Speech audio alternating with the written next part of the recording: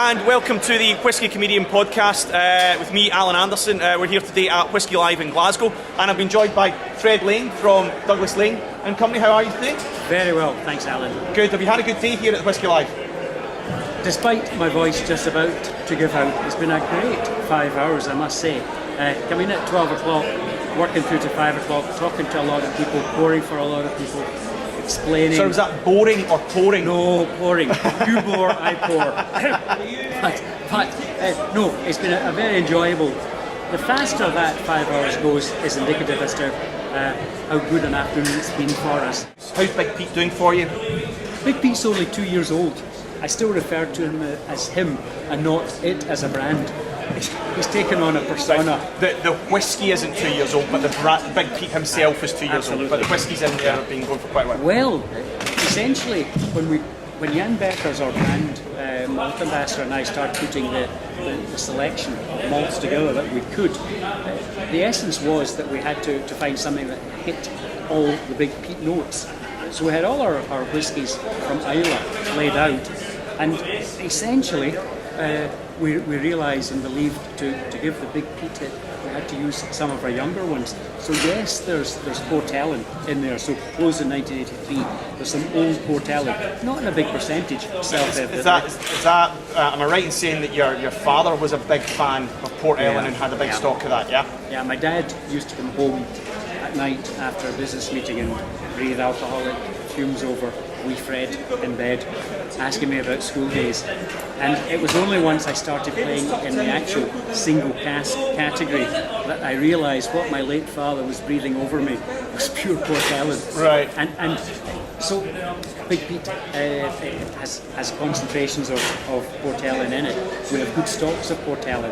And it's an emotionally interesting whisky for me because of the tie to my dad. But beyond that, commercially, it's an attractive whisky for us as well. And we've had to take it out of all our blended Scotch whiskies to sustain sales in of our single cask malts of Port Ellen. Right. Okay. So it's a cracking drink, and you've got this Christmas variety coming out. Big Peat at Christmas. Big Peat at Christmas. Essentially, is there much of a difference between the two, or is that a secret you're not letting us into? No. Very, very little variation on a theme. We floated the idea of the Christmas Big Peat to a lot of our importers around the world, and we got a fairly positive response back, indicating we could probably take about 750 cases of 6. So this was not big business, but Big Peat is not big business. It's our most commercial, but it's still small batch. Yeah. So essentially, 750 cases was enough to enthuse me. I actually thought they got it wrong, and I doubled the quantity of dry goods that we would have to buy specially for it. Then, as the year went on, I thought, no, I'll add another 10% onto it. And the carton or the tube manufacturers produced a few hundred more units. So we bottled them all out, 1,800 cases approximately of 6, all at cask strength. And essentially, at this date today, and I can't tell you what date it is today. It's the 3rd of September. Sometime in September, I know that. We've got about 200 cases spare. So the sales, the forward allocations really became very positive once we had physical stock there. And it's a cask strength. So it'll be a little bit more expensive.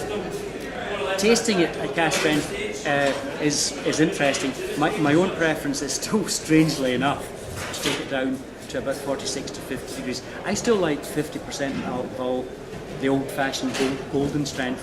I would probably be drinking Big Peat at 50 when I get the Christmas pack home. If I'm allowed to take any home,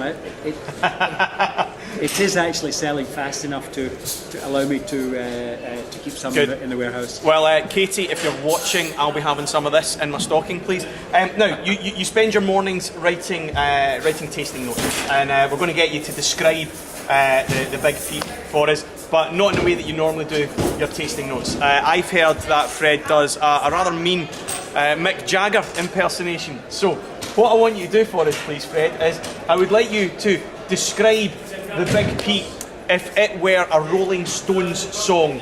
which Rolling Stones song would it be and why, and then we're going to get you to sing us out. That's evil. Okay. There is a rebellious streak in Big Peat, self-evidently.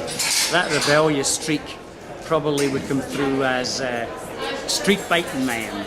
However, I may have to change my wording from I can't get no satisfaction to the point that Big Peat can give you satisfaction, because I'm driving in my car and a man comes on the radio.